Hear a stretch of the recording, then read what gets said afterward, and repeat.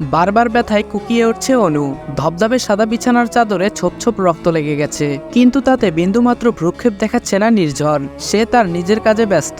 নির্ঝরের প্রত্যেকটা স্পর্শে কেবল রাগ আর ক্ষোভ মিশে রয়েছে, একটুও ভালোবাসা নেই। অসহ্য যন্ত্রণা মুখ বুজে সহ্য করছে অনু। অনুর চোখ দিয়ে টুপটুপ করে পানি পড়ছে। আজই নির্ঝরের সাথে পারিবারিকভাবে বিয়ে হয়েছে অনুর। অনুর বাবা মা বেশ বেছে বেছে একমাত্র মেয়ের জন্য পছন্দ করেছে নির্ঝরকে। তারপর ধুমধাম করে বিয়েটা সম্পূর্ণ হয়েছে। বিয়ের প্রথম রাতেই স্বামীর এমন ভয়ঙ্কর রূপ কিছুতেই মানতে পারছে না অনু। বড্ড কষ্ট হচ্ছে, বড্ড বেশি। রাতের প্রায় শেষের দিকে নির্ঝর ক্লান্ত হয়ে অনুকে শক্ত করে জড়িয়ে ধরে ঘুমিয়ে পড়েছে, কিন্তু অনুর চোখে ঘুম নেই। স্মৃতির আঙ্গিনায় বারবার উকি মারছে কেউ একজন। নিজেকে নির্ঝরের বাহুবন্ধন থেকে মুক্ত করে কোনো রকমে একটা ওড়না পেঁচিয়ে বাথরুমে চলে যায় অনু। শাওয়ারটা ছেড়ে দিয়ে ইচ্ছামতো কান্না করতে থাকে। যদি না শয়ন অনুকে এভাবে ফেলে চলে যেত, তাহলে নির্ঝর নামের এই মানুষটা কখনোই তার জীবনে আসতো না, আর না কখনো এভাবে নিজের স্বামীর কাছে। কথাগুলো ভাবতেই অনুর দু চোখ ভিজে ওঠে। অনু কোনো রকমে শাওয়ারটা শেষ করে অজু করে বেরিয়ে আসে। বিছানার দিকে চোখ পড়তেই দেখে নির্ঝর গভীর ঘুমে আচ্ছন্ন।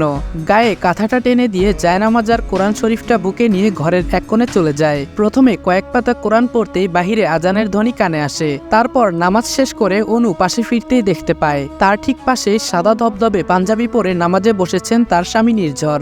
এতক্ষণ নামাজে এত মগ্ন ছিল যে পাশে কেউ আছে সেদিকে খেয়ালই ছিল না।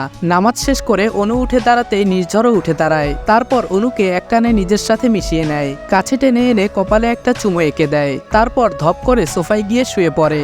ঘটনাটা আকস্মিকভাবে ঘটায় সবই অনুর মাথার উপর দিয়ে যায়। কই, এই ছোঁয়ায় তো কোনো ঘৃণা নেই, যা আছে তা হলো ভালোবাসা। তাহলে রাতের ছোঁয়ায় কি ছিল?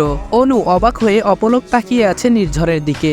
সে সোফায় একটা বালিশ জড়িয়ে চোখ বন্ধ করে আছে। কি নিষ্পাপ মুখটা। বিয়ে থেকে শুরু করে এতটা সময় নির্ঝরের সাথে থাকলেও লোকটাকে ভালো করে দেখা হয়নি অনুর।